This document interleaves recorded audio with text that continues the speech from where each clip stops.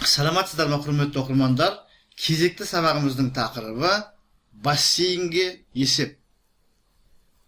Бұл есептер жұмыс пен еңбек өнімділігі тақырыбына қатысты есептер.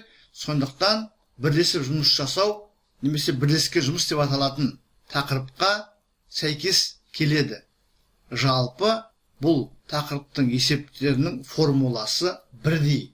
Оны қазір тақырыпты есепті өту барысында көретін боламыз. Есептің шартын оқиын. Бірінші тұрба жалғыз өзі бассейнді 4 сағатта толтырады. Ал екінші тұрба жалғыз өзі осы бассейнді 6 сағатта, ал үшінші тұрба жалғыз өзі 8 сағатта толтырады. Үш тұрба бірігіп осы бассейнді қанша уақытта толтырады? Жоғарыда атап кеткеніміздей, бұл бірлесіп жұмыс жасауға өте ұқсас.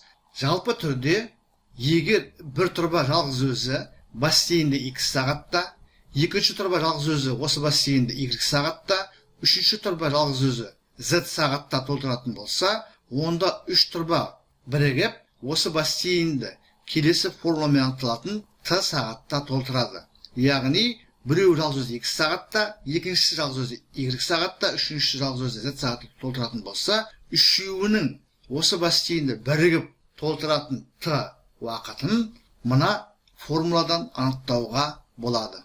Біз қазір осы формуланы қолданып есебімізді шығаратын боламыз. Есеп шартына сай X, Y, Z айнымалыларының мәндері бізде 4, 6 және 8-ге тең.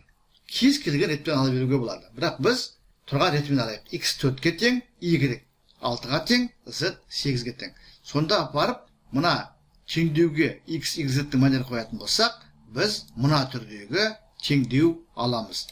Осы теңдеуді шешеміз. Ол үшін алдымен сол жағындағы бөлшектерді ортақ бөлімге келтіреміз. Теңдеудің сол жағындағы бөлшектерді ортақ бөлімге келтіріп, мынандай пропорция түріндегі теңдеу алдық. Соңғы теңдеудің алымындағы сандарды қосып, біз мына түрдегі қарапайым пропорция түріндегі теңдеу алдық. Бұдан тан табу үшін 24-ті 1-ге көбейтіп 13-ке бөлеміз. Сонда T тең болады 13-тен 24, немесе аралас сан түрінде жазатын болсақ, T тең болады 1,13-тен 11. Өлшем бірлігі әрине сағат. Сонымен есептің жауабы 1,13-тен 11 сағат. Құрметті оқырмандар, біз бүгінгі сабағымызда бірлескен жұмыс тақырыбына қатысты бассейнге байланысты бір есепті шығардық. 3 түрлі тұрба, әрқайсысы жеке-жеке белгілі бір уақытта осы бассейнді толтыра алады. Олардың үшеуі бір мезгілде қосылатын болса, олар бірігіп осы бассейнді қанша уақытта толтырады деген сұраққа жауап бердік. Ол есепті шешу үшін, жалпы осы түрдегі есепті шешу үшін мына формуланы қолданамыз. Егер екі тұрба болса, онда алғашқы екі қосылғыш болады.